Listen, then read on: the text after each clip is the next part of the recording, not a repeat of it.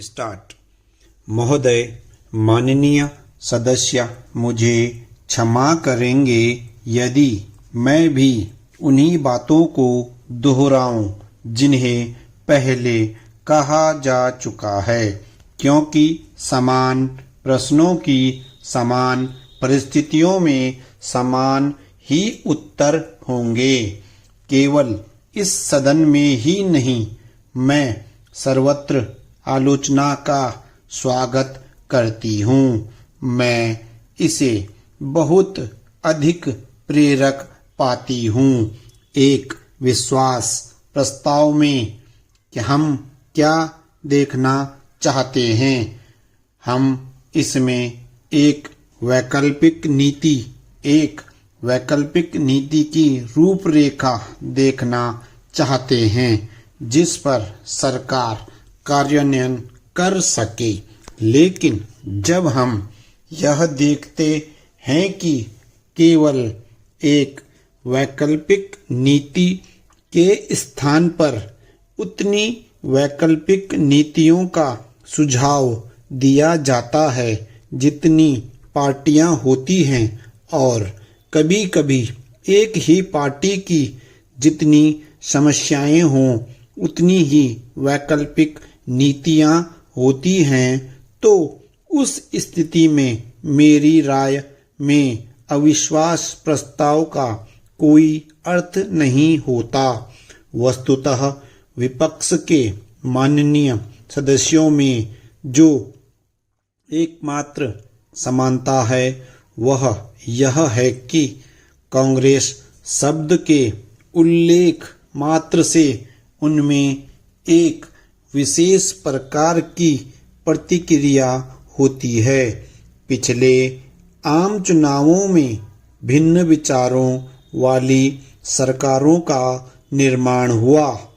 यह सदन जानता है कि मैंने इन सरकारों के निर्माण का स्वागत किया। मैंने सार्वजनिक रूप से इनका स्वागत किया और मुख्यमंत्रियों से अपनी भेंट में भी इनका स्वागत किया। मेरा यह कार्य पार्टी के संकीर्ण उद्देश्यों से प्रेरित नहीं था। मैं विश्वासपूर्वक यह अनुभव करती थी कि हमारा संघ व्यवस्था इस बदली राजनीतिक स्थिति के अनुरूप सिद्ध होगी। इनका तख्ता उलटने के प्रयासों को हतोत्साहित करने के लिए मैं जो कुछ कर सकती थी मैंने किया। मैंने प्रधानमंत्री के रूप में और मेरे सहयोगियों ने अपने संबंधित विभागों में इन सरकारों को केवल प्रभावशाली ढंग से काम ही नहीं करने दिया, बल्कि उन्हें हर संभव सहायता दी, क्योंकि हमारा विश्वास था कि इस प्रकार हम लोकतंत्र को मजबूत बना सकेंगे। यदि इन सरकारों की सब मांगों को पूरा नहीं किया जा सका तो इसका कारण यह नहीं था कि हम इन्हें पूरा नहीं करना चाहते थे, बल्कि यह कारण था कि हमारे सामने बड़ी सच्ची कठिनाइयां थी। साधनों की कमी, अनाज की कमी थी और अन्य चीजों की कमी थी।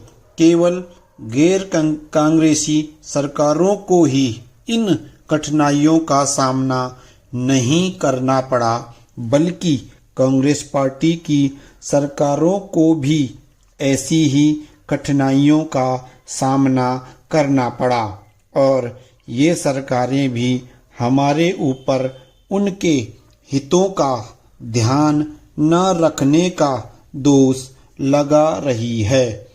इस सदन में बाहर भी हमारे ऊपर इस बात का दोष लगाया गया है। विराम।